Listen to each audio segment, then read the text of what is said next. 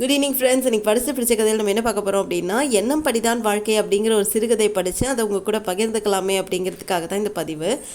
ஒரு ஊரில் ஒரு விறகு வெட்டி இருந்தான். அவன் நாள்தோறும் ஊர் எல்லையிலேருந்து காட்டுக்கு போய் விறகுகளை வெட்டி அதை அவங்க ஊர் மக்கள்கிட்ட விற்று அப்படி தான் பிழப்பு நடத்திட்டு வந்தான்.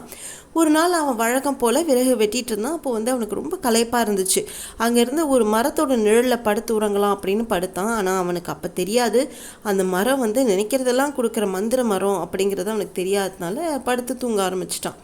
அப்போ சில்லுன்னு தென்றல் காற்று வீசிச்சு. அவனுக்கு ரொம்ப சுகமாக இருந்துச்சு. இந்த மாதிரியான நேரத்தில் ஒரு பஞ்சு மெத்தை இருந்தால் நல்லா இருக்கும் அப்படின்னு அவன் மனசில் நினச்சான். என்ன ஆச்சரியம், அடுத்த கணமே அவன் அருகில் ஒரு கட்டிலும் ஒரு பஞ்சு மெத்தையும் சேர்ந்துருச்சு.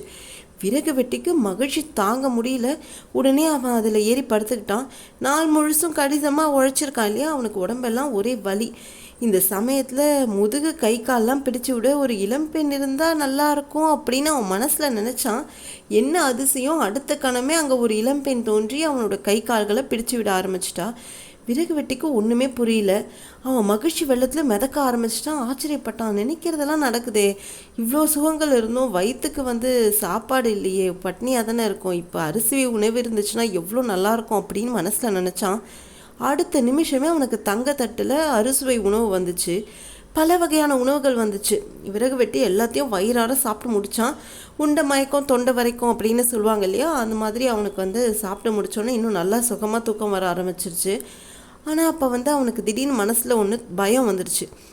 நம்ம காட்டில் தனியாக வேற இருக்கோம். இப்போ இங்கே ஒரு சிங்கம் ஏதாவது நம்ம முன்னாடி நின்று நம்மளை கொன்று திணிடுச்சுன்னா நம்ம என்ன பண்ணுறது அப்படின்னு ஒரு பயம் வந்துருச்சு.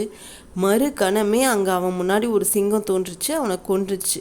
எப்பயுமே நம்ம எண்ணம் போல் தான் நம்ம வாழ்க்கை அமையும். அதனால நம்ம சிந்தனைகளை எப்பயும் உயர்ந்தவையாகவே வச்சுக்கலாம். நம்ம வாழ்க்கை ரொம்ப நல்லதாக அமையும். தவறான சிந்தனைகள் இருந்தால் நம்ம வாழ்க்கை துன்பம் நிறைந்ததாகவே இருக்கும். அப்படின்றதுனால எப்பயுமே நம்ம உயர்ந்த சிந்தனைகளாக வச்சுக்கலாம். இந்த கதை உங்களுக்கு பிடிச்சிருந்துச்சுன்னா லைக் பண்ணுங்கள், தவறாமல் சப்ஸ்கிரைப் பண்ணிவிடுங்க. இது மாதிரி பல கதைகளை தொடர்ந்து நம்ம சேனலில் நம்ம பார்க்கலாம். தேங்க்யூ, பாய்.